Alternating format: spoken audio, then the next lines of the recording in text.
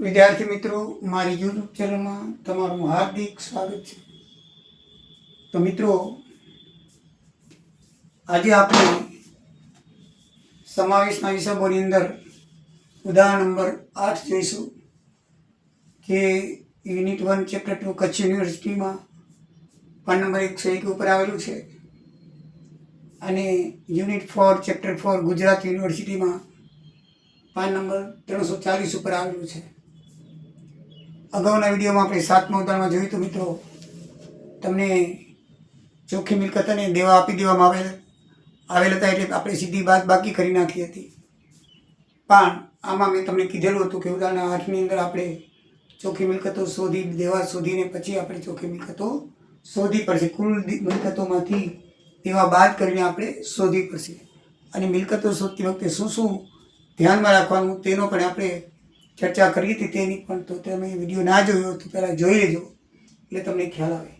હવાલા સાથે લેવાની છે, એટલે બજાર કિંમતે લેવાની છે। શું લેવાની છે? આપણે એની કિંમત બજાર કિંમતે લેવાની છે, ચોખ્ખું લખ્યું છે સૂચના, બરાબર। તો આમાં પહેલી સૂચના છે કે આશા લિમિટેડના ચોપડે દર્શાવેલી કાયમી મિલકતો તેની બજાર કિંમત કરતાં 10% ઓછી છે। તો આપણે બજાર કિંમતે લેવી હોય તો 10% વધારવી પડે। શું કરવું પડે? 10% વધારવી પડે। હવે 10,80,000 આપી છે, 10% ઓછી છે એટલે 100 રૂપિયા હોય તો 90 થાય તો એ 12 લાખની થઈ જાય। કેટલા લાખની થઈ જાય? 12 લાખની। 10% ઓછી હતી ને, આપણે હંમેશા બજાર કિંમત લેવાની હોય છે, ધ્યાનમાં રાખવાનું। હવાલાની અસર આપી 12 લાખ રૂપિયા થઈ, જ્યારે નિરાશાની તો એમને 6 લાખ છે જ, એને આપણે અડકવાનું નથી। પછી બીજી સૂચના છે કે નિરાશા લિમિટેડના જે 88,000ના સ્ટોક છે એમાં 10% વધુ કિંમત આવેલી છે। તો એનો જે 88,000નો સ્ટોક છે મિત્રો, એની 10% વધુ કિંમત છે એટલે આપણે બાદ કરી નાખશું। એટલે 10% વધુ હોય તો 100 110 થાય, એટલે 100 110 88,000 ગુણ્યા 80,000નો સ્ટોક થઈ જાય। એનો આખાનો સ્ટોક કેટલો થઈ જાય? 80,000। હવે એની ટોટલ ચાલુ મિલકતો 2,88,000, તો એટલે 88,000 આપણે કાઢી નાખ્યા, એ 88,000ના 80,000 થઈ ગયા અને 2 લાખ બીજા, એટલે 2,80,000 એની ચાલુ મિલકતો આવશે, બરાબર? ધ્યાન દેજો, બરાબર છે। આની મિલકતોમાં કાયમી કોઈ ફેરફાર નથી। આની કાયમી મિલકતમાં 10% ઓછા છે એટલે આપણે વધારી નાખ્યા, આમાં 10% વધુ છે એટલે આપણે ઓછા કર્યા। આમાં આ તો જે ચાલુ મિલકતો જે હતી એમાં આશા લિમિટેડ તો એ જ છે 3,60,000, પણ આમાં 10% આપણે શું કર્યું? ઓછા કરી નાખ્યા। 2,88 લખ્યા છે, 88 કાઢી નાખો સ્ટોકના, એટલે એ સ્ટોકના 80,000 થઈ ગયા અને 2 લાખ બીજા, એટલે 2,80,000 નિરાશા લિમિટેડની ચાલુ મિલકતો થાય। એટલે બંનેની કુલ મિલકતો આશાની 1560, નિરાશાની 960 થાય। હવે મિત્રો એમાંથી દેવા બાદ કરી નાખવા પડે। દેવા કયા બાદ કરશું તો આપણે જોઈએ।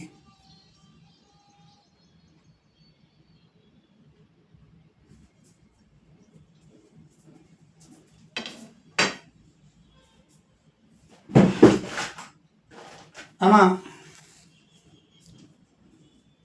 રોકાણો આપેલા છે નિરાશાના 1 લાખના, તો આપણે આમાં કાંઈ નથી, નીલ છે, પણ આમાં રોકાણો આપેલા છે એ આપણે લેવા પડશે। કેટલા? 1 લાખ, તો એ આપણે લીધેલા છે। હવે દેવામાં જે આઉટ દેવા હોય, જેને બહારની વ્યક્તિનો દેવો હોય, એ ધ્યાનમાં લેવાના છે। ડિબેન્ચર છે, લેણદાર છે, પ્રોવિડન્ટ ફંડ છે, એ તમે ઉદાહરણમાં લખેલા છે, તો એ દેવા આપણે બાદ કરશું, બાકીના દેવા બાદ કરશું નહીં। તો દેવાની અંદર તમે જોશો ઉપર તો લાંબા ગાળાના નાણાં 3 લાખ અને 2 લાખ રૂપિયા બંનેને આપેલા છે, એટલે 3 લાખ ને 2 લાખ આપણે લખ્યા। પછી લેણદારો બંનેના 3 લાખ આપેલા છે, તો આપણે 3 લાખ લખ્યા। એટલે ટોટલ મિલકત જે છે 15,60,000 અને 9,80,000 આવી। એમાંથી આશા લિમિટેડના દેવા 6 લાખ બાદ કરી તો 9,60,000 ચોખ્ખી મિલકત આવે અને નિરાશા લિમિટેડના 9,80,000માંથી 5 લાખ બાદ કરો, 4,80,000 એના ચોખ્ખી મિલકત આવે। આ બંનેની શું આવી છે? ચોખ્ખી મિલકત આવી છે. શું આવી છે? એની બંનેની ચોખ્ખી મિલકત. તો મિત્રો, ચોખ્ખી મિલકત કેવી રીતે શોધી? ધ્યાનમાં રાખ્યું. સૌથી પહેલા એમાં જે હવાલો હતો કાયમી મિલકતનો કે 10% ઓછી આંકી છે તો આપણે વધારે આંકી, એ 12 લાખ થઈ ગયા. આમાં કોઈ ફેરફાર નથી. રોકાણો આશામાં નથી, નિરાશામાં છે, જોઈ લેવાના. આપણે જે મિલકતો છે ને એ પ્રમાણે લેતા જવાની. અદસ્ય મિલકતો નહીં લેવાની, દસ્ય મિલકતો લેવાની છે. પછી સ્ટોકમાં જે ફેરફાર કરવાનો કીધો છે 88,000નો, એમાં 10% વધુ લેવાનો છે તો આપણે ઓછા કરી નાખીએ. બજાર કિંમત લેવાની હોય કે બજાર કિંમતમાં 10% વધુ લેવાઈ ગયા છે તો ઓછા કરીએ, તો 100 એ 110 લેવાઈ ગયા છે. તો એની હકીકતમાં કિંમત 80,000 હતી. 2 લાખ બીજા થયા, 2,80,000. અને આ તો એમને લેવાની છે 3,60,000. બંનેની મિલકતો 1560 અને 980 થાય છે. બંનેના દેવા જે બહારના દેવાના હોય છે, બીજા કોઈની ડિબેન્ચર જે લેણદાર છે, પ્રોવિડન્ટ ફંડ છે, એવા જે ડિબેન્ચરો છે બંનેના 3 લાખ 2 લાખ છે. લેણદારો બંનેના 3 લાખ છે. એટલે આના દેવા 6 લાખના થાય છે, આના દેવા 5 લાખના. તો મિલકતમાંથી 6 લાખ બાદ કરી 9,60,000. 89માંથી 5 લાખ બાદ કરો 4,80,000. એ ચોખ્ખી મિલકતો આશા લિમિટેડની 9,60,000 આવી અને નિરાશાની 4,80,000 આવી. તો આંતરિક શેરનું સૂત્ર, ભાઈ તમને આંતરિક કિંમતનું સૂત્ર ગઈકાલે જણાવ્યું હતું આગલા વિડીયોમાં કે ભાઈ ચોખ્ખી મિલકત ભાગ્યા શેરની સંખ્યા. તો આની ચોખ્ખી મિલકત 960 આવી છે. એના શેરની સંખ્યા આપણને દાખલામાં આપેલી છે 8,000 અને આના શેરની સંખ્યા છે 12,000. બરાબર છે. તો શેરની સંખ્યા દાખલામાં જોઈ તો આપણે દેખાતી નથી, પણ 8 લાખ રૂપિયાની શેર મૂડી આપી છે અને 100 રૂપિયાની કિંમત છે. 100 એ ભાગી એટલે શેરની કિંમત 8,000 થાય. એવી રીતે નિરાશા લિમિટેડની 6 લાખ આપેલી છે. દરેકમાં 50 ભરાયેલા છે. બરાબર છે. 100 રૂપિયાનો એક શેર છે અને ₹50 લેખે શું છે? ભરાયેલો છે. તો ભરાયેલી કિંમત એની થાય તો એને 6 લાખને 50 ભાગો તો એના શેર 12,000 આવે. એ શેર કેવી રીતે આવે છે એ બરાબર ધ્યાન રાખજો. આપણને કિંમત આપી દીધી છે, સામે શેરની કિંમત આપી છે, તો ટોટલ કિંમતને શેરની કિંમત વડે ભાગો એટલે શેરની સંખ્યા આવે. આ 8 લાખને આપણે 100 વડે ભાગ્યા તો 8,000 આવ્યા અને 6 લાખને 50 વડે. તમને એમ થાય કે એમાં શેર તો 100 રૂપિયાનો લખેલો છે પણ ભરપાઈ 50ની થયેલી છે એટલે આપણે 50 પ્રમાણે લેવાની છે. મેં સૂચના કરી છે કે ભરપાઈ થયેલા શેરની કિંમત જ લેવાની. પૂરેપૂરી આપેલી ન ભરાયેલી હોય તો ભરાયેલા માટે એને 50 ભાગશું એટલે 12,000 શેરની કિંમતે શેરની સંખ્યા આવશે.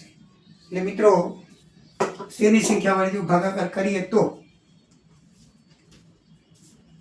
આશા લિમિટેડની આવશે 120 રૂપિયા કિંમત અને નિરાશા લિમિટેડની આવશે કિંમત 40 રૂપિયા. શેરની કિંમત શોધી ગયા પછી આપણે હવે ખરીદ કિંમત શોધવાની આવશે. તો ખરીદ કિંમતમાં નીચે લખેલું છે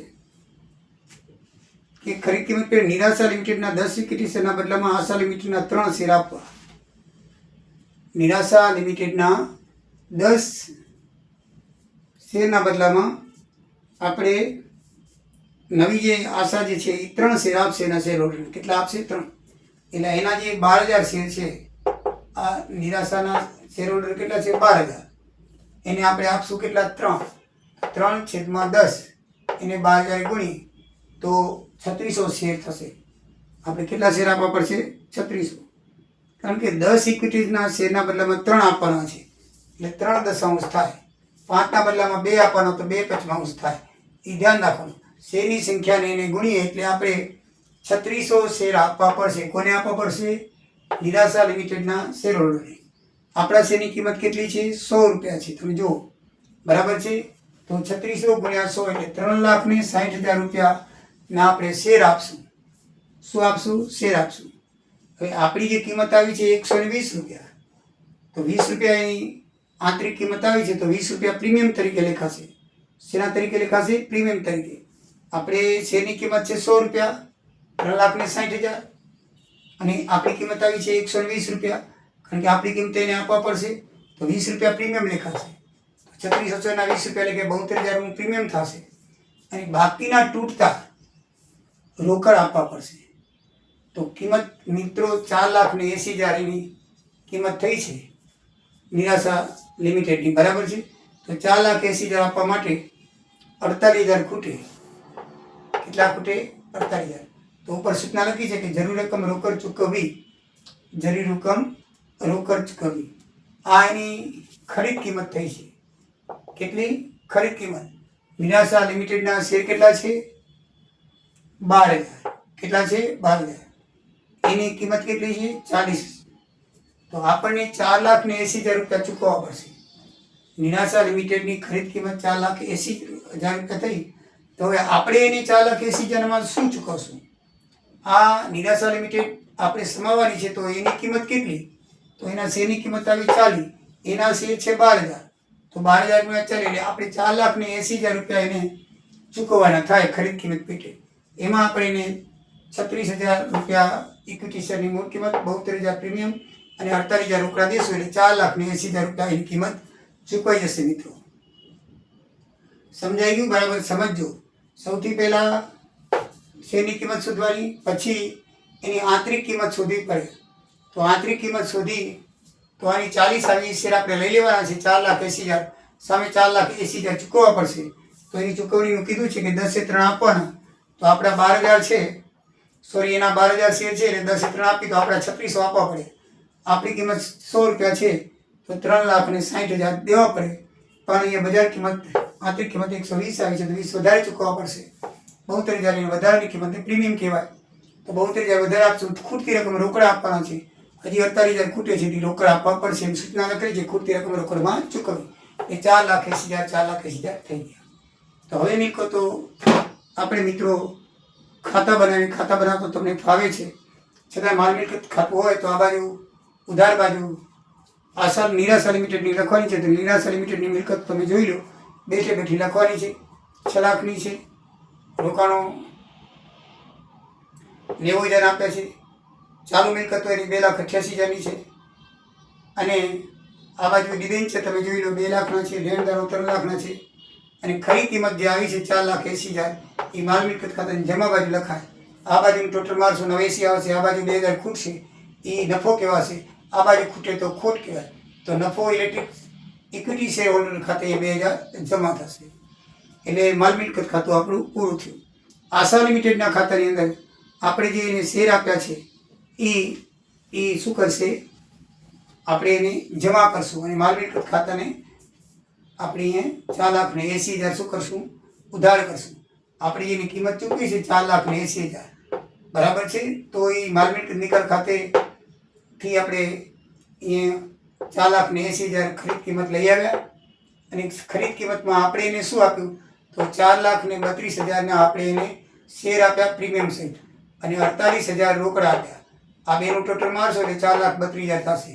ટોટલ શેર પ્રીમિયમ સહિત 4,32,000 આપ્યા, 48,000 રોકડા આપ્યા અને આપણે 4,80,000 આપ્યા. આ બાજુ 4,80,000ની ખરીદ કિંમત ઉધાર બાજુ લખાશે. માલ મિલકત ખાતાની ઉધાર જમા બાજુ. તો આ બાજુ શું લખાય? ઉધાર બાજુ. એટલે આશા લિમિટેડનું જે ખાતું હતું પૂરું થયું. રોકડ ખાતામાં આપણે 48,000 ચૂકવ્યા છે શેર હોલ્ડરને, એના ખાતે જમા થશે.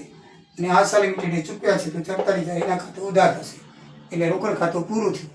હવે ઇક્વિટી શેર હોલ્ડરનું ખાતું જોઈએ તો ઇક્વિટી શેર મૂડી નિરાશા લિમિટેડની છે 6 લાખની છે અને નફો બીજો 2 લાખનો એટલે 6,02,000 આવ્યા. આ બાજુ એની જવાબદારીઓ જે છે એમાં શું શું લખવાનું છે એ આપણે જોઈએ તો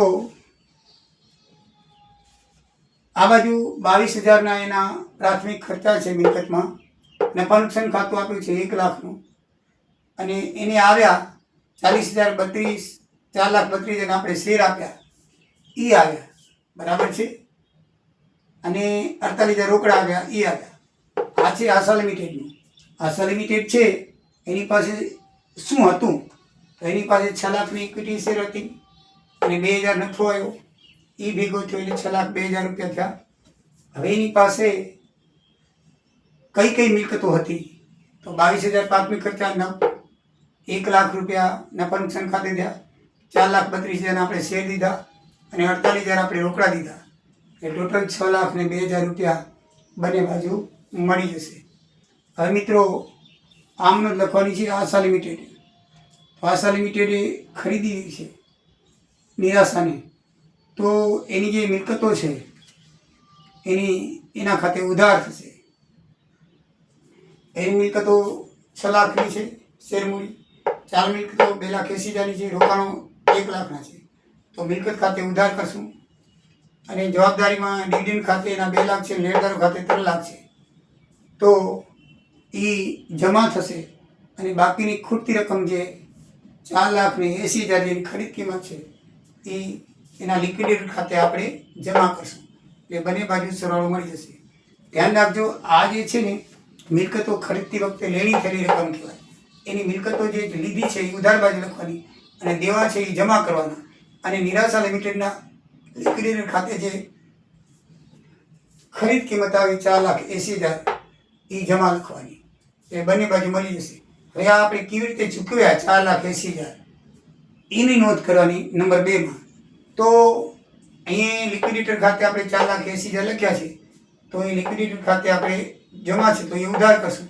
એ 4,80,000 આપણે કેવી રીતે ચૂકવ્યા?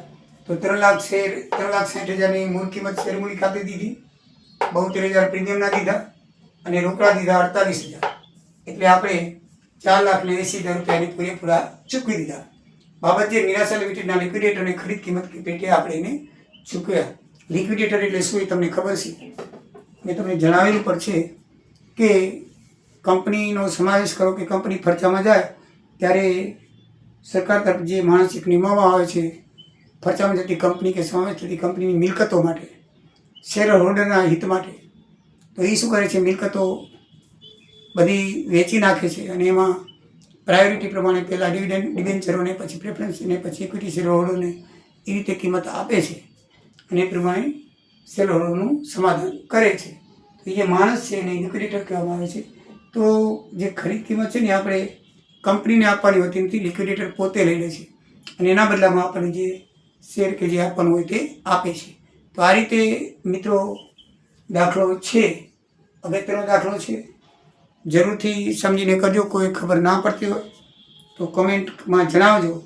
દાખલો 3 થી 4 વખત યુનિવર્સિટી ગુજરાતમાં પૂછી ગયો છે, સૌરાષ્ટ્રમાં પણ પૂછાયેલો છે, 23માં પૂછાણો છે, કદાચ 27માં આવે, 26માં આવે તો ધ્યાન રાખજો.